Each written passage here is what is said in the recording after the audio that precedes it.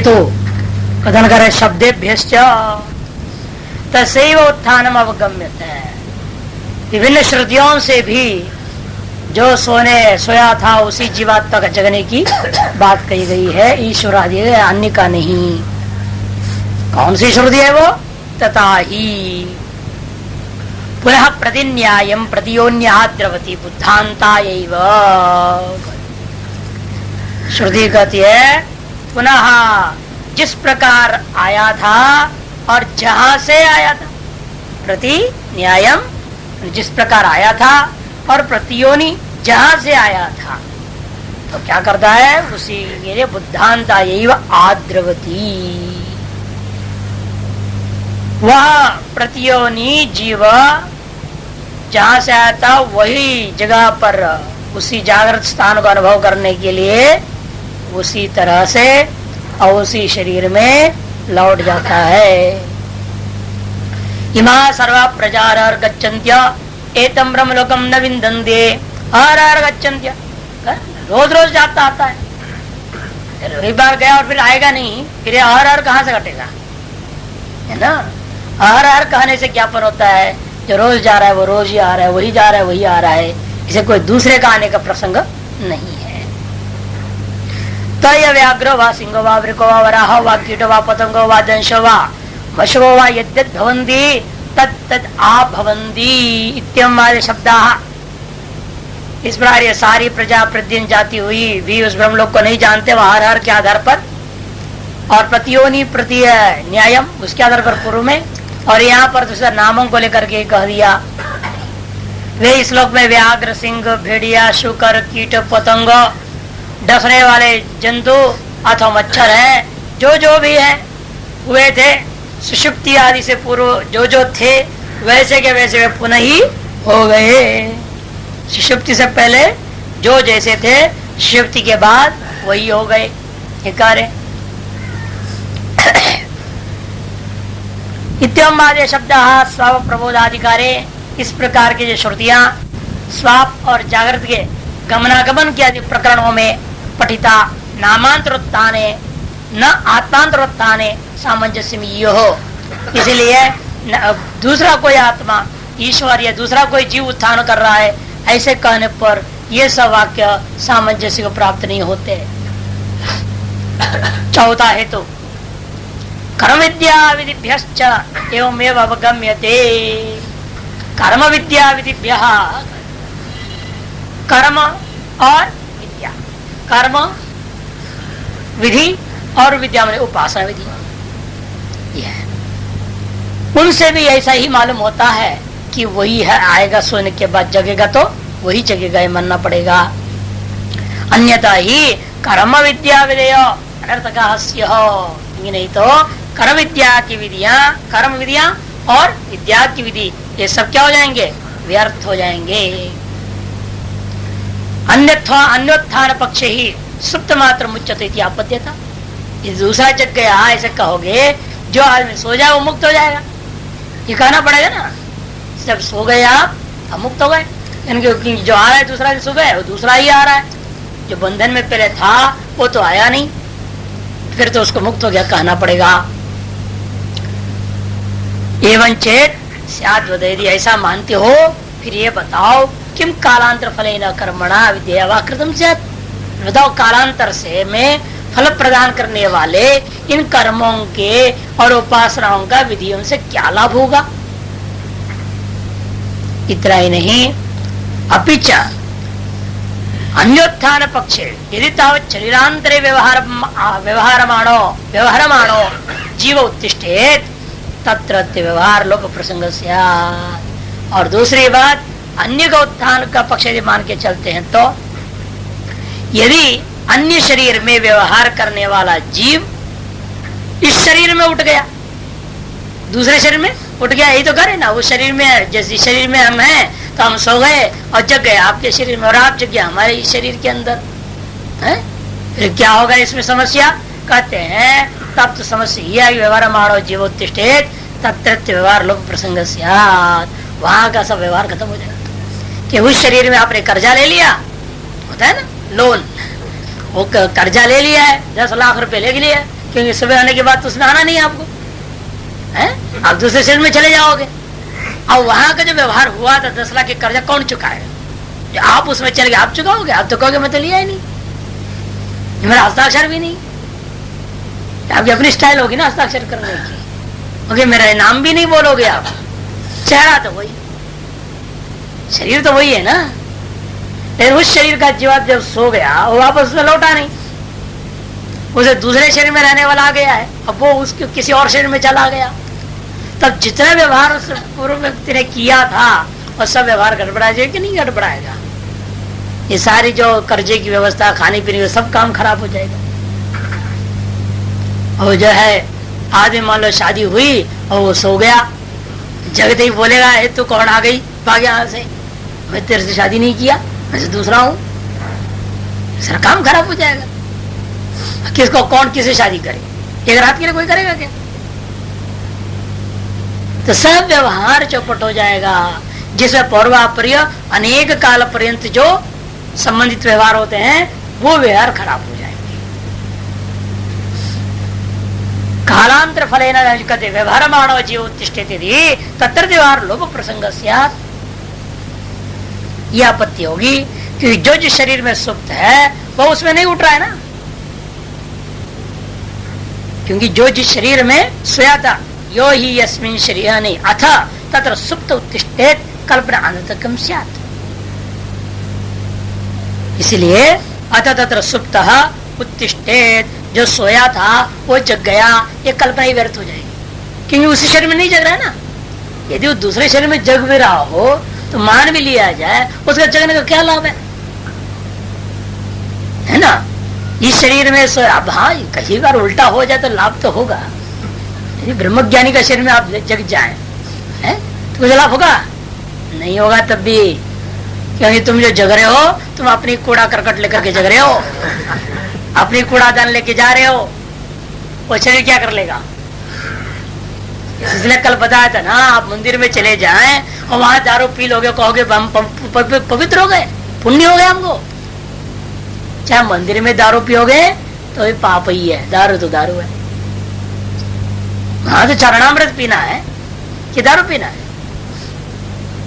इसे स्थान महत्वपूर्ण नहीं रह जाएगा, क्योंकि आपका वहां संबंध की, आपकी वासना की, आपकी अविद्या कैसी है।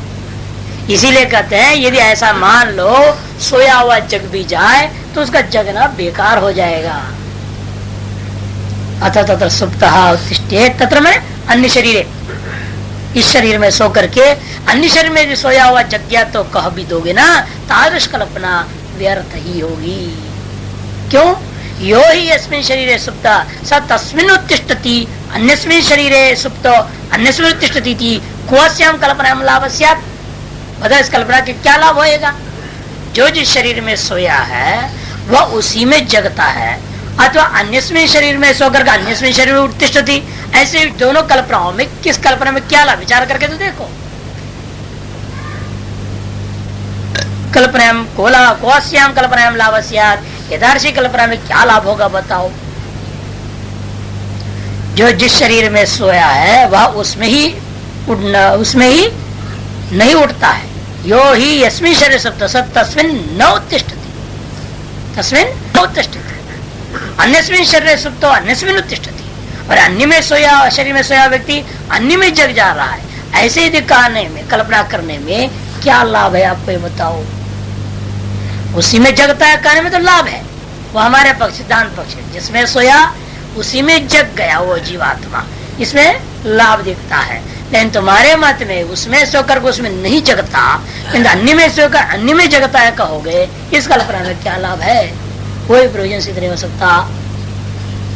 अथ मुक्त उत्तिष्ठेत, और दूसरी बात समस्या ये भी होगा, मुक्त भी का जन्म होने लगेगा। अथ मुक्त उत्तिष्ठेत, सोने से मुक्त हो गया था और दूसरे शरीर में बेचारा आ गया। इस शरीर से तो मुक्त हो गया था, बल्कि आपके हिसाब से तो मुक्त ही हो गया, क्योंकि आपका यही कहना बार बार सुषुप्ति ब्रह्मानंद रूप है, जब आ गया तो मुक्त हो गया। ये मान के चलेंगे तो फिर जो सो गया वो मुक्त हो गया ना। और जो दूसरे शरीर में जगता है, जो उसी शरीर में जगता है, कुछ भी मान लोगे आप, यदि जगह मान लिया हमने सोने के बाद, फिर तो तुम्हारा मुक्ति भी अनित्य हो जाएगा। मुक्ति अनित्य हुआ कि नहीं हुआ? इसलिए कहते हैं अथा दूसरी आपत्तियां भी है। अथा मैंने दूसरी आपत्तियां है कि मुक्त को भी जग जाएगा दूसरा शरीर में। एक शरीर में सो जाने से जो व्यक्ति मुक्त हो गया था वो दूसरा शरीर में जग जाएगा यदि मान लेते हो। तो उसी शरीर में जगता है तो भी यदि सुषुप्ति को मुक्ति मान लोगे ना तो उसमें आपत्ति आ जाएगी। जो बड़े नरसिंहपुर वाले सब मानते हैं ना, सुषुप्ति को मुक्ति मान देते हैं, सच्चिदानंदेंद्र सरस्वती, उसमें आपत्ति दे रहे हैं। यदि सुषुप्ति ही मुक्ति यदि हो जाए फिर चाहे उसी शरीर में जगे चाहे दूसरे शरीर में जगे, जगने से क्या हो गया, वो उसकी मुक्ति अनित्य हो जाएगी। इसे कहते हैं कि देखो अंतवान मोक्षापद्यत, फिर तो मोक्ष अंत वाला हो जाएगा। अच्छा, निवृत्त अविद्या से पुनरुत्थानम अनुपन्नम, क्योंकि जिसकी अविद्या निवृत्त हो चुकी है उसका पुनर्जग जाना ये तो बिल्कुल उपपन्न नहीं हो सकता। जैसे कल एक ब्रह्मचार्य यही पूछा हमसे, महाराज ब्रह्मज्ञानी को सुषुप्ति होता है कि नहीं होता है, ये बताओ, ब्रह्मज्ञानी सोता है कि नहीं सोता है? मैंने कहा अरे क्या कसको जवाब दे, लेकिन फिर भी हमने समझाया, कहा ऐसा नहीं सोचो, पहले ये बताओ ये अवस्था किसकी होती है? जागृत सुषुप्ति अवस्था किसकी होगी, जीव की कि ब्रह्मज्ञानी की? यदि जीव की होती है फिर तो भाई जीव सोएगा जाएगा, उसको तो लाभ नुकसान सब कुछ होने वाला है। और ब्रह्मज्ञानी में अवस्था यदि नहीं है फिर प्रश्न कहां से उठेगा, ब्रह्मज्ञानी का सुषुप्ति के प्रति क्या संबंध रहेगा, जिसमें कोई अवस्था ही नहीं है ना। मैंने कहा छोड़ो इस बात को, ये बताओ ब्रह्म में अवस्थाएं है या नहीं, ब्रह्म अवस्थापन होता है? कहते नहीं, यदि नहीं होता तो ब्रह्मविद ब्रह्म ही भवति, ब्रह्मविद की अवस्थाएं कहां से आएगी? तो कई लोगों को इस तरह की भ्रांतियां बड़ी जबरदस्त है। ब्रह्मज्ञानी हो जाएगा तो शरीर में तो रहेगा ना वो, शरीर में कहां से रहेगा भाई? अब ब्रह्मज्ञानी हो गया और शरीर में रह गया, फिर ब्रह्मज्ञानी कहेगा तो ब्रह्म ही हो गया ना। ब्रह्मज्ञानी का मतलब कि वो ब्रह्म हो गया, अब ब्रह्म हो गया तो शरीर में कहा है, वो तो सर्वत्र हो गया, सभी शरीरों में वही है, उसी प्रकार से विभाषित हो रहे हैं। अब कई लोग ऐसा विचित्र प्रश्न लाके पूछते हैं ना, बड़ा हंसी भी आती है, और क्या करें, उसके विवेक विचार की कमी है, इसे जवाब तो देना ही, समझाना तो पड़ता है। इन वास्तव में ये सब प्रश्न नहीं आनी चाहिए। यदि आपको ये सिद्धांत पक्का है प्रवृत्त ब्रह्म ही हो जाता है। ये तो प्रारब्ध कर्मानु वजह से कई बार हम बता देते हैं, कारण प्रारब्ध कर्म की वजह से शरीर है, और वो किसके लिए है? ये शरीर अज्ञानियों के लिए, ब्रह्मज्ञानी का अपना कोई शरीर नहीं, तो दूसरों के लिए है, और दूसरों की दृष्टि में वो शरीर दिख रहा है, उसकी दृष्टि में न शरीर है न जगत है, और ब्रह्म हो गया, और ब्रह्म जगत पैदा ही नहीं हुआ है ना? ब्रह्म जगत पैदा हुआ है क्या कभी? अब नहीं हुआ है तो फिर वह उसके लिए कहां से आ जाएगा सुषुप्ति या शरीर या कोई का संबंध कैसे होगा? वो तो हाँ, अज्ञानी की दृष्टि से होते रहने दो, उससे मेरे कोई लेन देन नहीं ना। जिस शरीर में ब्रह्म ज्ञान का प्रकाश हुआ है, जिसके कारण से उसका जो व्यक्ति ब्रह्म हो गया, उस शरीर के अंदर विद्यमान उस ब्रह्म प्रकाश का लाभ अज्ञानियों को प्राप्त होता है। अतः अज्ञानी कहता है ये जो शरीरवान है ये ब्रह्मज्ञानी है, और अब ब्रह्मज्ञानी सो गया, ब्रह्मज्ञानी जो है खा रहा है, ब्रह्मज्ञानी घूम रहा है, ब्रह्मज्ञानी जो बीमार हो गया है ना, उसके हिसाब से ब्रह्मज्ञानी बीमार भी हो जाता है। अच्छा, अज्ञानी अपने हिसाब से कुछ भी कहते रहे, लेकिन प्रश्न तो वो नहीं था, उसका प्रश्न था ब्रह्मज्ञानी का खुद का संबंध क्या रहेगा? ब्रह्मज्ञानी शरीर में ही रहेगा, वो अवस्थाओं वाला होगा नहीं, वो तो अज्ञानी का दृष्टिकोण से शब्द व्यवहार करते रहे भले, क्योंकि उसके लिए जगत है, उसके लिए जगत है ना। लेकिन खुद ब्रह्मज्ञानी वो तो ब्रह्म ही हो गया, न उसके लिए जगत है न वो है ही, कोई ऐसा कोई विशेष रूप तो है नहीं। तो इसीलिए ये सब विशिष्ट अवस्थाएं जितनी भी होती है ये तो सारा का सारा अज्ञान के में काल में, और यदि अविद्या निवृत्त हो जाए सुषुप्ति में तो उसका पुनरुत्थान का प्रसंग ही नहीं हो सकता। निवृत्त अविद्यस्य पुनरुत्थानम अनुपन्नम, एक बार अविद्या निवृत्त हो जाए फिर उसका सोना जगना स्वप्न देखना इत्यादि बिल्कुल नहीं हो सकता। ये तेरे ईश्वर से उत्थानम प्रत्युक्तम नित्य निवृत्त अविद्यत्वा, इसलिए ईश्वर का भी उत्थान हो गया शरीर में, ऐसा भी नहीं कह सकता। पूर्व पक्ष ने दूसरा आएगा अथवा ईश्वर जगेगा, ये उसकी एक विकल्प थी, उसकी भी खंडन करते हैं। वो था ना शुरू में ही आया था कि ईश्वरोवा करके कह दिया था उसने, तस्मात् सएव ईश्वरोवा अन्योवा, अन्योवा का खंडन हो गया, ईश्वरोवा का खंडन करेंगे तब सएव स्थित हो जाएगा सिद्धांत। यदि ईश्वर से उत्थान में प्रत्युक्त, ईश्वर का भी उत्थान इसी हेतु जो निवृत्त विद्या से पुनरुत्थान अयुक्तम, इसी अनुपन्नम, इसी आधार पर ये भी बात खंडन हो गया। ईश्वर भी जो है जग जाएगा दोबारा शरीर में, ये नहीं हो सकता क्योंकि वो नित्य निवृत्त विद्युत्वाद, नित्य निवृत्त विद्या वाला वो भी है। इसे उसका जन्म होना या उसका शरीर का लाभ प्राप्त करना या उसका सुषुप्ति से जागृत में आना इत्यादि व्यवहार वहां भी नहीं हो सकता।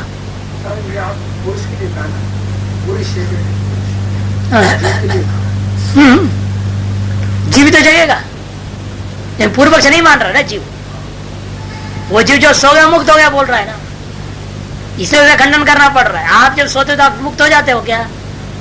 जगह कि नहीं जगह? आप कौन जगह? वही जो आप कल थे शरीर में, वही तो आप शरीर में जगह कि कोई दूसरा जग गया शरीर में? तो फिर इसे पूर्व पक्ष के हिसाब से समझा रहे हैं। अकृत अभ्यागम और कृत विप्रणाशौ च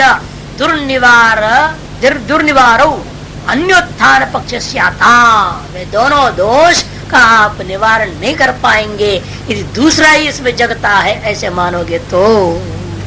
अकृत का अभ्यागम जो दूसरा आ गया ना शरीर में, वो शरीर का साथ उसका प्रारंभ कर्म कोई लेन देन नहीं था, कैसे आ गया वो इस शरीर में? जो दूसरा आदमी शरीर का आदमी था जीवात्मा, वो इस शरीर में आने के लिए क्या इस शरीर का प्रारंभ कर्म का उसके साथ संबंध है? नहीं, तो अकृत का संबंध हो ना उसके लिए। और जो उस शरीर में जिस शरीर को उसने प्राप्त किया तो स्व प्रारंभ कर्म वशात वो तो विप्रनाश कर डाला, कृतनाश हो गया, ये दोष हो जाता है। ये दोनों के दोनों दोष जो है अन्योत्थान पक्ष में दुर्निवारणी हो जाएगा। तस्मात् इस अंतिम पक्ष बचा सएव उत्तिष्ठति नान्य, इसलिए वही जगता है जो सोया है, दूसरा नहीं उस शरीर में।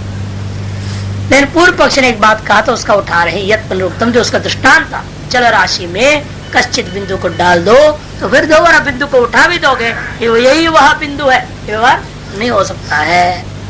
कदियत पुनरुक्तम यथा जल राशौ प्रतिक्षिप्तो प्रक्षिप्तो जल बिंदुर नोद्धर्तुम शक्यते, उद्धर्तुम एक पद है, नोद्धर्तुम शक्यते एवं सदी संपन्नो जीवो नोत्पत्तितुम अर्हति। इसलिए एक बार सो गया वह जीव उसी शरीर आदि में जगने का प्रसंग ही नहीं थी। तत्परिह्रियते, उसका परिहार में जवाब दे रहे, युक्तम तत्र विवेक कारण अभावात जल बिंदु और अनुद्धरणम। दृष्टांत का पहला अंश तो बिल्कुल ठीक है, हमें कोई आपत्ति नहीं है, क्योंकि विवेक का कारण वहां नहीं। दृष्टांत में आपने जल को निकाल देते हो तो जिस जल को डाले थे वही जल निकाल रहे हैं, ऐसा विवेक करने के लिए कोई कारण नहीं है। यहाँ तो है, यह तो विद्यते विवेक कारण कर्म च अविद्या चैति वैषम्यम। इसे दृष्टांत दृष्टांत में अत्यंत विषमता है कि यह कर्म और अविद्या दो ऐसे, कर्म अथवा अविद्या ले लो कोई दिक्कत नहीं, कर्म भी अविद्या का कार्य है, कार्य कारण दोनों को अलग ले लो चाहे एक ले लो, एक ही बात है। ये हमारे विवेक का कारण है। दृश्यते च दुर्विवेचयोरपि अस्मत् जातीयैहि शिरोजगयो संसृष्टि और हंसेन विवेचना। इतना ही नहीं, भले हम विवेक कर पाए ना कर पाए, वही जल है या नहीं, दृष्टांत में घटा रहे हैं। जिस दृष्टांत में पहले देखा दिया विवेक का कोई कारण नहीं, किनके लिए? हम लोगों के दृष्टिकोण से। ऐसे भी तो होंगे जो समझते होंगे कि वही जल निकला कि नहीं निकला, विवेक करने के सामर्थ्य वाले होंगे, दिव्य रिद्धि सिद्धि संपन्न है, वो लोग उसी बूंद को निकाल सकेंगे जिस बूंद को डाला था। जो हम लोग नहीं कर पाते हैं, दूध और जल को मिश्रित करने पर दूध मात्र को अलग करना, ये हम लोगों की बस की बात नहीं है, लेकिन हंस रूपी पक्षी कर लेता है। तद्वत जल में भी हो सकता है। दृश्यते च दुर्विवेचयोर अस्मत् जातीयैहि, जहाँ हम लोगों के जैसे लोगों के, सामान्य लोगों के द्वारा जो दुर्विवेचनीय होते हैं, क्षीर और उदक, उनको संसृष्ट सम्मिश्रित हंस निर्वेचन, हंस के निर्वेचन किया जा रहा है। तद्वत उसी बिंदु जल बिंदु को विवेचन करने के सामर्थ्य वाले भी हो सकते हैं। अपिच न जीवो नाम कश्चित प्रस्माद अन्यो विद्यते यो जल बिंदुरिव जलराशि सतो विच्छेद। वास्तविक दृष्टांत का जड़ ही नहीं होता, दृष्टांत जड़ से उखाड़ रहे हैं यहाँ पर। वहां तो जल बिंदु अलग था, मुख्य जल अलग था, सावयव पदार्थ थे, इसलिए उसमें चला गया, ये व्यवहार बन जाता है। और वही निकला कि नहीं निकला है, दूसरा निकलता है, विवेचन होगा कि नहीं होगा, सब बवाल खड़ा हो जा सकता है। इन यहाँ पर वो नहीं होने वाला, क्यों? अलग जीव है ही नहीं। वास्तविक सिद्धांत में कोई जीव नाम का अलग वस्तु है क्या, जो ब्रह्म रूपी एक सावयव समुद्र के समान हो, उसमें से निकाल के जीव अलग हो गया था और फिर उसमें डाल दिया, फिर अलग करोगे तो वही आया कि दूसरा आया? ये सब शंकाएं हो नहीं सकती है, क्योंकि जीव नाम का दूसरा वस्तु है ही नहीं। वही करे देखो तो अपिच न जीवो नाम कश्चित, जीव नाम का कोई ऐसा वस्तु परस्मात् अन्यो न विद्यते, उस पर ब्रह्म से भिन्न है ही नहीं, जो कि जल बिंदु रिव जल राशि सतो विच्छेद, जल बिंदु के समान जल राशि से जिस प्रकार से पृथक होता है वो विद्यमान रहता है, वैसा या पृथक और विद्यमानता है ही नहीं। क्योंकि पहले बोल चुके हम सदैव तो उपाय संपर्क जीव उपचर्यते इति आसकृत प्रपंचितम। सत्य ब्रह्म ही है, वो ब्रह्म ही वास्तव में उपाय संपर्क के वजह से जीव संज्ञा को प्राप्त हो गया है। यह वो भी औपचारिक ही है, इसलिए कि वास्तविक संबंधी नहीं है उपाधि का, कि उपाधि ही नहीं है। जिसको दिख रहा है उसके लिए सब समझाने के लिए कहा जा रहा है, अतः न उपाधि है न उपाधि संबंध है वास्तव में। अतः औपचारिक, जो उपाधि है मानेगा, उस उपाधि में चैतन्य की अनुभूति होगी तो वो औपचारिक मानी जाएगी। एवं सदी यावत एकोपाधिगता बंधु बंधान वृत्ति ही तावत एक जीव व्यवहार। इसलिए जब तक एक उपाधि के साथ बंध की अनुवृत्ति होती रहेगी, तब तक एकोपाधिगता बंधानुवृत्ति, एक उपाधि में विद्यमान रहकर बंधन की बारंबार आप जो है अनुभव करते रहेंगे जब तक, तब तक ही एक जीव का व्यवहार हो जाता है। उपाध्यंतर्गतायांत बंधानुवृत्तो जीवांतर व्यवहार, और उपाध्यंतर में चला गया तो बंध की अनुवृत्ति होने पर भी वह जीवांतर का व्यवहार हो जाता है। सएव अयम उपाधि स्वप्रति और बीजांकुर न्यायेन इत्यतः सएव जीव प्रतिबुद्धते इति युक्तम।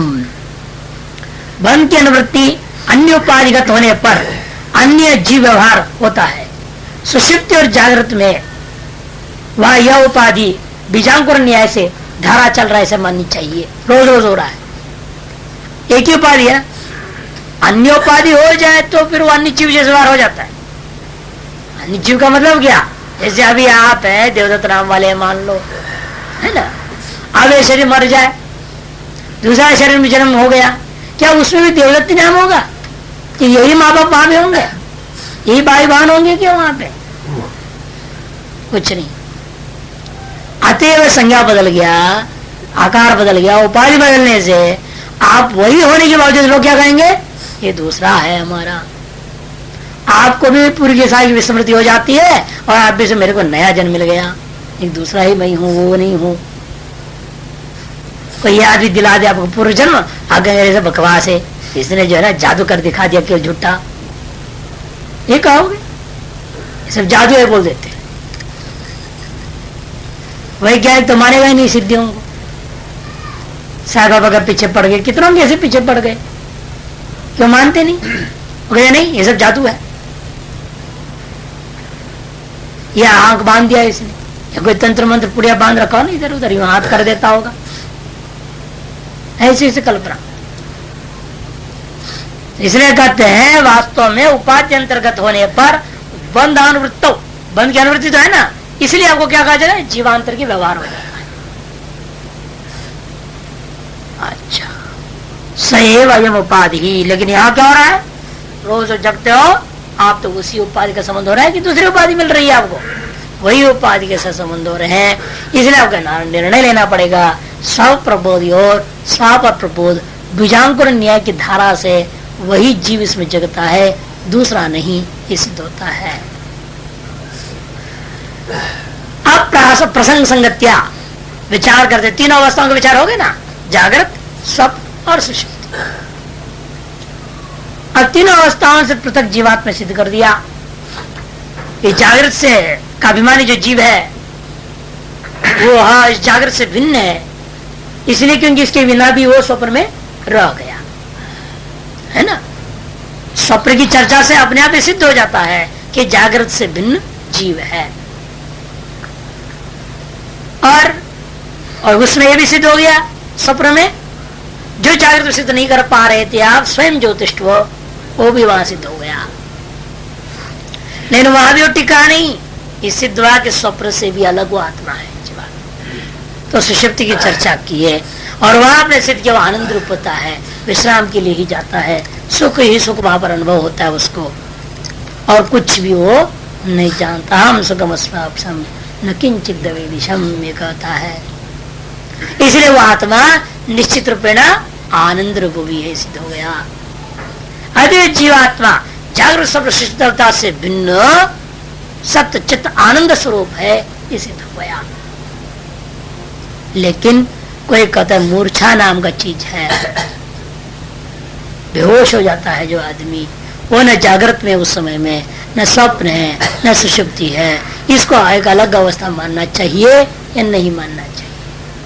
पूर्व पक्षी कहेगा भाई सर्वत्र अवस्था त्रय की चर्चा है, इसको किसी न किसी में अंतर्भाव कर देना। सिद्धांत कहते नहीं, इसको अर्ध सुषुप्ति कोटि में लेनी चाहिए। अर्ध सुषुप्ति की चौथी मानो, चार भी मानते तुरीय, इसको पांचवी माननी चाहिए। इसके लिए अधिकरण सार देखिए, मुग्धे अर्ध संपत्ति अधिकरणम, प्रसंग संगतिया विचार आरंभ हो रहा है। और यही तुम पदार्थ की शोधन का अंतिम अधिकरण भी है। चौथा चार अधिकरण बताया था ना मैंने, 10 सूत्रों में 4 अधिकरण के द्वारा तुम पदार्थ शोधन हो गया थे। तुम पदार्थ सच्चिदानंद रूप सिद्ध हो गया, और तत्व सच्चिदानंद रूप के आते हैं, तत् और तुम अभेद सिद्ध हो जाएगा। और तत्व को लेकर शुरू करेंगे और 4 अधिकरण में, लेकिन उन अधिकरण में सूत्र बहुत लगाना पड़ेगा, है ना। मुग्धे अर्ध संपत्ति अधिकरणम, किम मूर्छैका जागृदादौ किम वा अवस्थान्तरं भवेत्, अन्य अवस्था न प्रसिद्धा तेनैका जागृदादिषु, न जागृत स्वप्नयोरेका द्वैता भावात् न सुप्तता मुखादि विकृतेस्तेर अवस्थान्या लोक सम्मता। किम मूर्छा एका जागृदादौ, इस मूर्छा नामक अवस्था को जागृदादि किसी न किसी एक में अंतर्भाव कर देनी चाहिए, क्यों वा अथवा अवस्थान्तरम भवेत्, इसको अवस्थान्तर माननी चाहिए। पूर्व पक्षी कहता है अन्य अवस्था न प्रसिद्धा, कोई चौथी पांचवी कोई अन्य अवस्था है प्रसिद्ध नहीं है दुनिया में, इसलिए तेना जागृदादिषु एव एका, जागृदादियों में इस एक को अंतर्भाव कर देना। न जागृत स्वप्न और एका, तो सिद्धांत कहते नहीं भाई, जागृत में भी आप इसको एक की भूत नहीं कर सकते, स्वप्न में भी नहीं कर सकते, क्योंकि जागृत में स्वप्न दोनों में क्या है, लौकिक प्रत्यक्ष का योग्य इंद्रियां है, या तो वो काल्पनिक इंद्रियां है, उनका विषय का उपभोग होता है, और मूर्छा में कोई विषय उपभोग नहीं। सोया है मानो, ये भी नहीं कर सकते, वो ये नहीं कहता मैं सुखपूर्वक सोया था, जगने के बाद सुखानुभूति भी नहीं है, इसीलिए वहां पर उसको सुषुप्ति भी नहीं कर सकते आप। द्वैता भावात, और न सुप्तता, असुप्तता भी नहीं हो सकती, क्यों सुखाभावात, ये समझ लेना। और दूसरा क्या है, सुषुप्ति के न होने का एक और हेतु दे रहे हैं, कहते हैं मुखादि विकृत है, सोया आवाज में का चेहरा प्रसन्न होता है, शांत सोया पड़ा रहता है, और उसकी चेहरा तो विकृत रहता है, आंख के ऊपर हो गई, ये हो गया, बिल्कुल टेढ़ा मेढ़ा हो गया, मूर्छित हो गया, जब पड़ जाता है हालत खराब हो जाती है उसकी। इसे कहते हैं मुखादि विकृत है न सुप्तता तेना अन्य अवस्था, इसलिए इस अर्धशक्ति नाम से एक अलग ही अवस्था को माननी चाहिए, और ऐसे मानने में लोक सम्मति भी वास्तव में है।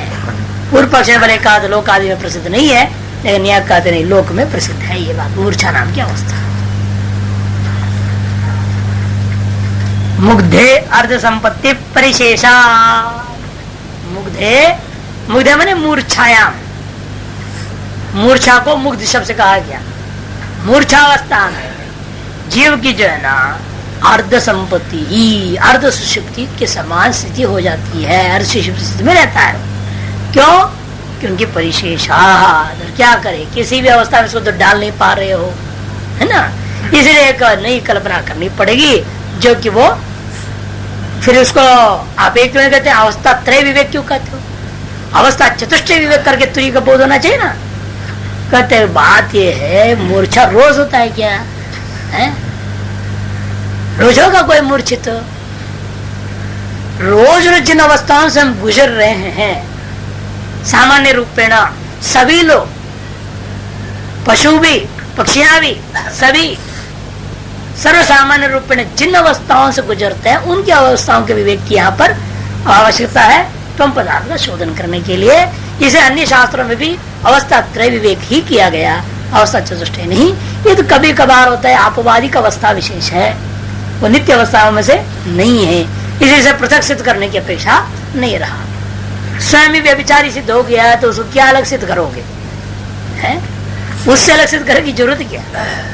जो अवस्था स्वयं ही व्यभिचारिणी सिद्ध हो रही है, रोज हमें अनुभव में आता नहीं है, तो उसको कैसे मानेंगे? उससे पृथक विवेक करने की अपेक्षा ही नहीं है। अस्ति मुग्धो नाम यह मूर्छित लौकिका कथयंती। मुग्ध नाम की एक अवस्था विशेष होती है जिसको लोग जो है ये आदमी मूर्छित हो गया है, ऐसे मूर्छावस्था से युक्त व्यक्ति को कथन करते हैं। सत किम अवस्था इति परीक्षायाम उच्यते। वह कौन सी अवस्था का है? इस प्रशिक्षण परीक्षा में कहा जाता है तिस्रत्तावस्था शरीरस्थ से जीव से प्रसिद्धा। अरे देखो, शरीर में स्थित जीवत, शरीर में उपाधि से संबद्ध होकर के जो जीवत्व का उपचार हुआ है, इस औपचारिक जीव के अंदर तीन ही अवस्थाएं होती है। ये बात प्रसिद्ध, जागृतम स्वप्न सुषुप्तमिति। चतुर्थी शरीराद अपसृप्तिरेव। चौथी तो वो है जो शरीर और त्रय से अलग होकर के या तो मुक्त रूप होता है या तो मृत्यु है। दो में एक होगा ना, शरीर से अलग हुआ तो मर गया हो, या तो अपसृप्ति करते ही है या तो मरना रूपी एक अवस्था मान लो, मरण अवस्था। वो भी रोज होता नहीं, एक ही बार होता है जब होता है तो, है ना। एक आध अपवाद हो गया, 2 बार आदमी मरण अवस्था में जाके उठ गया था, है? प्रसिद्ध कथा है ऋषिकेश में। तो मरण अवस्था नहीं तो एक शरीर में एक ही बार होता है, 2-3 बार नहीं होता। वास्तव में मरा ही नहीं था, ये मानना पड़ेगा। जब जग गया तो मरा वो कहाँ है? वो तो लोगों को, डॉक्टरों को भ्रांति हो गई, घोषित कर दिया मरा और मुर्दे को ले जा रहे हैं। ये मुर्दा ही नहीं था, वो जिंदा था। वो अगर मरण आता है तो वास्तव में एक ही बार आने वाला है, 2 बार नहीं आता। आगे कहेंगे, इसलिए एक बार यमराज जी के पास गया वो वापस लौटता नहीं। और नचिकेता का मामले एक अलग चीज है, लेकिन वो भी वापस लौटा नहीं। व्यवहार दृष्टिया कहा जाएगा लौट गया, क्यों? तो ब्रह्म हो गया। यमराज जी से ज्ञान पाया, वो तो ब्रह्म ही हो गया। अब लौटेगा कहाँ से?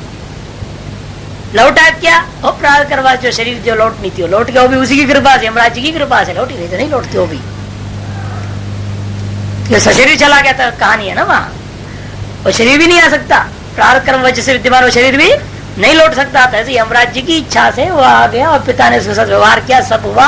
जो पिता अज्ञानी था, वो ब्रह्मज्ञानी नहीं था ना पिता, ऐसे पुत्र का शौक था। अब यमराज जी ने पुत्र शरीर को भेज दिया, भले वो पुत्र गया हो गया, अभी वो पुत्र नहीं रह गया, ब्रह्म हो गया।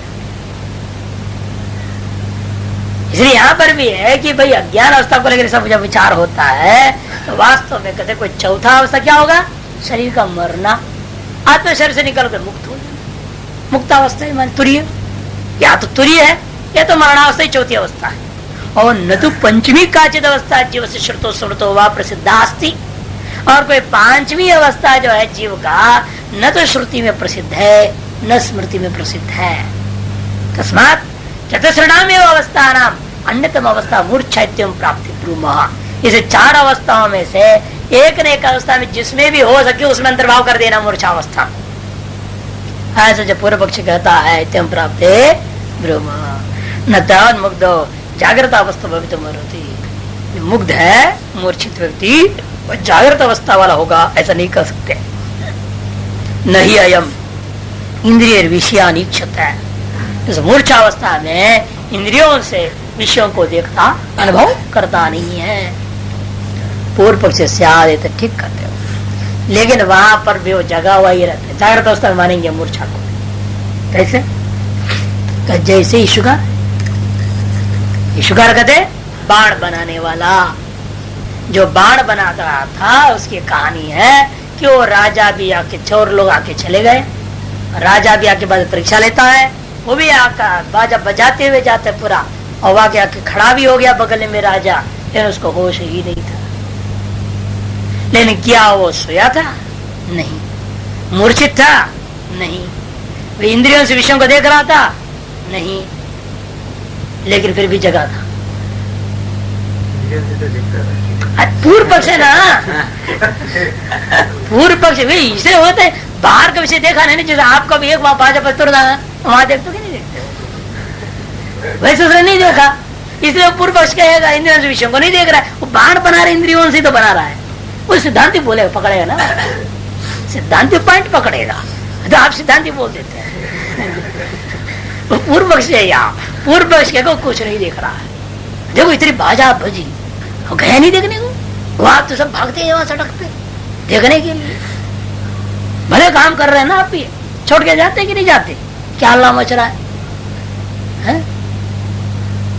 तो इसी तरह से यार ये ईश्वर ने तो देखा नहीं, इसलिए उनका कहने देखो जगह है, फिर भी इंद्रियों से विषयों का संबंध नहीं हुआ, राजा आया गया संबंध नहीं हुआ, चोरों के साथ संबंध नहीं हुआ, उनके वो भी तो विषय थे, उनके साथ उसके इंद्रिय का असंबंध को ले रहा है केवल। ईशु के साथ संबंध को पूर्व पक्ष नहीं ग्रहण करेगा। तो तब सिद्धांत जवाब में बताएंगे।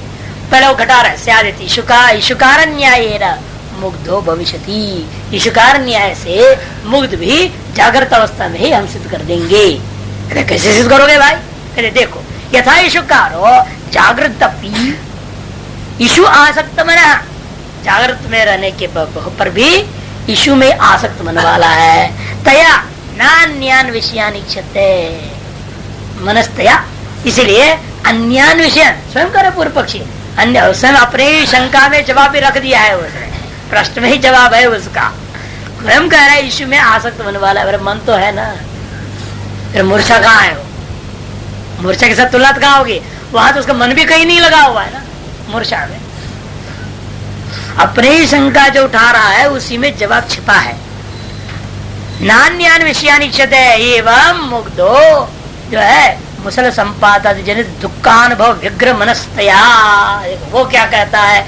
उसका भी मन उस समय जगा रहता है। वो कहाँ है? उसका मन उस समय आसक्त, दुख में आसक्त होकर बैठा हुआ है।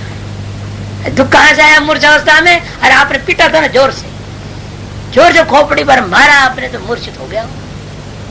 मूर्छावस्था में ये तो होता है, या तो मिर्गी हो गई, गैस चढ़ गया, कुछ हो गया, धैर्य से गिर पड़ा। अरे कोई ना कोई चीज बात ऐसे हुई जिसके मन पर आघात पहुंचा, मन पर उस आघात के कारण से आघात चल क्या दुख था ना, चाहे शरीर को चोट लगाया, कहीं भी चोट लगाया, उससे क्या हुआ? एक दुख विशेष पैदा हुआ। वो दर्द विशेष के कारण से आपका उस दर्द में इतना आसक्त हो गया है तो आपको वायु विषम का ज्ञान नहीं होता। अरे मन जगा हुआ है मूर्छावस्था में, ये कहना चाहता है कौन? पूर्व पुरुष। मुसल संपातादि जनित जो दुख है उसी के अनुभव में व्यग्र मन वाला होकर के बैठा हुआ है।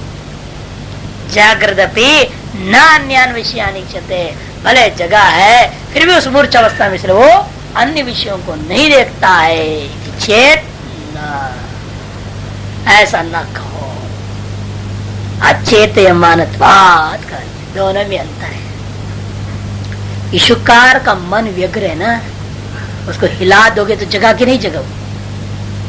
राजा के उसके पीठ थपाया, कट से देख लिया, और मूर्छित पीठ थपाओ, है डंडा से उठाओ, कुछ भी करो और तो मूर्छित ही रह जाता है। जब तक कोई इंजेक्शन नहीं ठोकेंगे उसको, कोई दवादार नहीं करोगे, कुछ उपाय नहीं करो तो जगेगा ही नहीं वो। लेकिन ईशुकार को तो कुछ भी नहीं करना चाहिए, हल्का उसको जगाना है, मैंने वहां से उसके मन को अलग करने की आवश्यकता है, आकर्षण करनी अन्य अपने ओर। लेकिन मूर्छित व्यक्ति को जितना भी अपनी ओर आकर्षित करने की कोशिश करो वो तो आकृष्ट होता नहीं। अचेतयमान प्राण, ईश्वकार तो चेतयमान है, लेकिन मूर्छित व्यक्ति अचेतयमान है। ईश्वकारो ही व्यापृत मना प्रवृत्ति, और ईश्वकार को जब उठाओगे ना, वो कहता भी है कि मेरा मन ईश्वर में था, आप आकर के हमको उसे हटा दिए हो, इसलिए मैं पहले आपके आगमन को नहीं जानता था, लेकिन मेरा मन ईश्वर में था, कहता है। और मूर्छित व्यक्ति को दवा दारू करके आपने होश में जब लाओगे तो मैं इधर कैसे आया, मैं दर्द में था, मैं दर्द को देखता ही था, ऐसा नहीं कहेगा। व्यापृत मना ब्रवीति ईशुमेव अहम एतावंतम काल उपलभमानो अभुवक्ति मुग्धस्तु लब्ध संज्ञो ब्रवीति। और जब मूर्छित था वो जब उसको होश में आता है, लब्ध संज्ञा माने होश में जब आ जाता है, तब वो क्या बोलता है, अंधे तमसी हम एतावंतम कालम प्रक्षिप्तो अभुवाम न किंचित मया चेतितमिति। वो तो मैं घाव घोर अंधकार में पड़ा हुआ था, मेरे को कुछ भी भान नहीं था, ऐसा बोलता।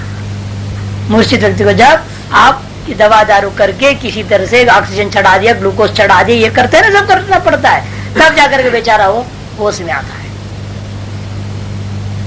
चाहे कमजोरी से हो, चाहे किसी कारण से भी हो जाए, लेकिन उतने काल पर्यंत वो अंधकार सा छाया पड़ रहा है। चक्कर आने लगती ना, तभी उसको पहले लगता पूरा धरती घूम रही है, ये आंख बंद हो जाता है, फिर पूरा अंधकार लगता है उसको, वो अंधकार में धड़ाक से गिर जाता है। ईश्वकार के जमीन पे गिर गया, उसे भान बनाने में लगा हुआ है। और मूर्छित व्यक्ति कहीं एक जगह विग्रह मन वाला होता तो खड़े रहना चाहिए ना, उसको गिर क्यों जाता है जमीन पे? इसको तो किसी तरह का भान ही नहीं, इसलिए मुग्धस्त प्रवृत्ति इत्यादि किंचित मया न किंचित मया चेतितमिति जागृत एक विषय विषक्त चेतसोपिद्य हो विध्रियते। और दूसरा क्या है, विश्वकार में क्या है, जागृत है ना, वो एक विषय में आसक्त व चित्त वाला होकर के वो देह को धारण करके खड़ा बैठा हुआ है, वो काम कर रहा है वो लगातार। लेकिन मुग्धस्य तो देहो धरण्याम पतति, देह तो धरती पर धड़ाम से गिर जाता है, फिर उठा के ले जाते लोग उसको, जो बेहोश हो जाता है उसको। कितना अंतर है। लेकिन वो उसने विग्रह मनता, आसक्त बनता, ईश्वर में आसक्त बनने वाले के दृष्टांत बनाना चाहता था पूर्व पक्षी। तस्मात न जागरती, इसीलिए नहीं, हाँ जागृत तस्मात न जागरती, इसे जागृत अवस्था में इस मूर्छा अवस्था को अंतर्भाव नहीं कर सकते। चलो स्वप्न में डाल दो, ना पे स्वप्नान पश्यति, लेकिन इस मूर्छा अवस्था में उसको किसी भी प्रकार का सीरियल भी नहीं चलता। बेचारा मूर्छा पड़े रहे और स्वप्न देखते रहे तो वो कोई फर्क नहीं पड़ता, दुखी नहीं रहेगा, वो देख रहा है स्वप्न अपने मजे में, वो भी नहीं होता। निस्संजकत्वा के वहां भी किसी भी प्रकार का बोध नहीं है, चेतनता नहीं है। ना भी मृता, मर गया है कहो, चौथी अवस्था मृत्यु, वो भी नहीं। प्राणोष मनोर भावा, प्राण भी है, शरीर में गर्मी भी है। इसे कोई बेहोश होकर आ जाता है तो देखते हैं मर गया कि नहीं मरा, देखिए क्या देखते हैं, वो गर्म है कि नहीं, हाथ देखते, नाड़ी देखते हैं, यहाँ हाथ डालता है, बड़बड़ कर रहा है कि नहीं कर रहा है, वो सब देख करके फिर समझते हाँ भाई हाथ डब डब कर रहा है, हार्ट इसका तो जिंदा है। इसे मूर्छावस्था में आकर हृदय का विघात होते रहता है, खून भी चलते रहता है, शरीर भी गर्म रहता है, इसे उसको मृत्यु अवस्था में भी आप डाल नहीं सकते मूर्छा को। मुग्धे ही जंतो मृतोयम स्यात् नवा मृतइति संशयाना, क्योंकि जैसे आदि कोई मूर्छित हो जाए, कोई भी जंतु मूर्छित हो जाए तो क्या करते हैं लोग, तुरंत घेर लेते हैं, पता नहीं कि मर गया कि जिंदा है, देखो तो भाई गिर गया अचानक। आप संशय करता हो, कोई हाथ पकड़ता है, कोई छाती पर हाथ लगाता है, हाँ देखते हैं ऊष्मा स्थिति, ये विचार करते हैं इसकी ऊष्मा है या नहीं। हृदय देशम आलभन्ते, और हृदय पर हाथ कर देखते हैं, निश्चयार्थम प्राणो अस्ति नास्ति च नासिका देशम, और नासिका के पास ले जाते हैं, हाँ हवा चल रहा है भाई इसकी, देख लेते हैं सब। हृदय पे हाथ रखेंगे, नाक के सामने हाथ रखेंगे और नाड़ी को पकड़ लेंगे, देखेंगे सब ठीक है, अभी जिंदा है तय करेंगे। इनमें से एक भी नहीं है तो कहेंगे तो गया हार्ट अटैक बोल देंगे। ये तो और क्या, और कोई रोग का नाम जिसको मालूम नहीं है, एक रोग सबके हार्ट अटैक। कैसे मरा? हार्ट अटैक हो छुट्टी। कदवे कहते हैं हृदय देशमाल बनते और निश्चयार्थम, और इसी प्रकार से प्राणो अस्ति वैद्य शंका को दूर करने नासिका देशमाल बनते। यदि प्राणोश मनोर अस्तित्व नावगच्छन्ति, यदि मानव प्राण और उष्मा के अस्तित्व गमन नहीं होता तो मृतोयम इति अध्यवसाय दहनाय अरण्यम नयन्ति, फिर तो निश्चय कर लेते मर गया और उसको जलाने के लिए जंगल की ओर ले जाते हैं। और विपरीत में अततु उष प्राण उष्माण प्रतिपद्यन्ते, और यदि मालूम हो जाए हाँ भाई नहीं नहीं इसका प्राण चल रहा है, हाथ पर सब गर्म है, तब कहेंगे हो तो नायमृत व्यवसाय, और निश्चय कर लेते तो मरा नहीं है। ऐसा निश्चय क्या करेंगे? वो संज्ञा लाभाय विसर्जन्ति, उसको चेतनता लाने के लिए तुरंत दवा दारू करना चालू कर देते हैं। कोई तलवार में और घिसेगा जोर से, नहीं कोई पैर उठा देगा, कोई कुछ करेगा, नहीं पंपिंग करता है, मुंह में मुंह लगा करके पंपिंग करना, अनेक प्रकार के तरीके हैं। पुनरुत्थानाच्च निर्दिष्टं गतः, और पुनः वो जग